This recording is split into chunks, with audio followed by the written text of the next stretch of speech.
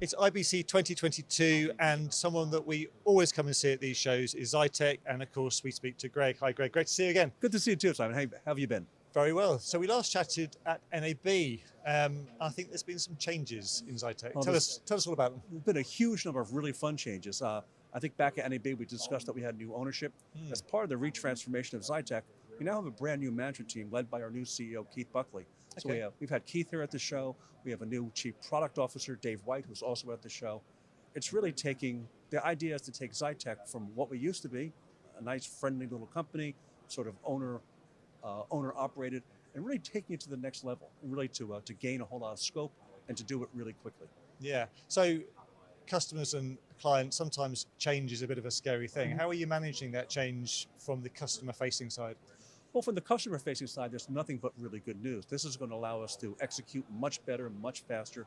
There's a ton more of investment into our research and development. We're going to be able to deliver brand new products much, much faster, of a much higher quality than we've ever done before. You know, the whole idea is that, I think we've seen this in the last 5 years, the pace of change has been greater in the last 5 years than almost since television came out. And you have to have a platform that really responds to those changes almost in real time. And this investment is sort of a positive affirmation of what our mission has always been, which is to manage all the operations of a given broadcaster or a media services company and provide a single sort of command center view of everything that's happening. Yeah. So what are the typical challenges that your customers are facing? New challenges, and how is Xytech addressing those?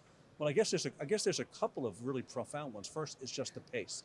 There's more content than ever. It's being delivered to more places than ever. There's more media transformation than ever. At the same time, the whole remote broadcast brought on by the pandemic has really taken on.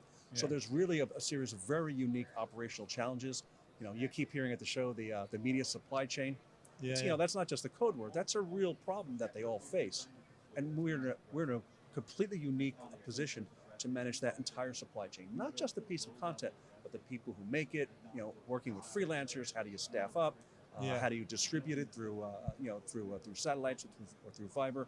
We're really the only company that seeks to manage all that. And this investment and this new management team is really poised to sort of take what we thought was a really good idea, but a big idea. It's a real big idea, and really to accelerate our execution of it. So fast forward with your crystal ball, where can you see Xytech in a year's time?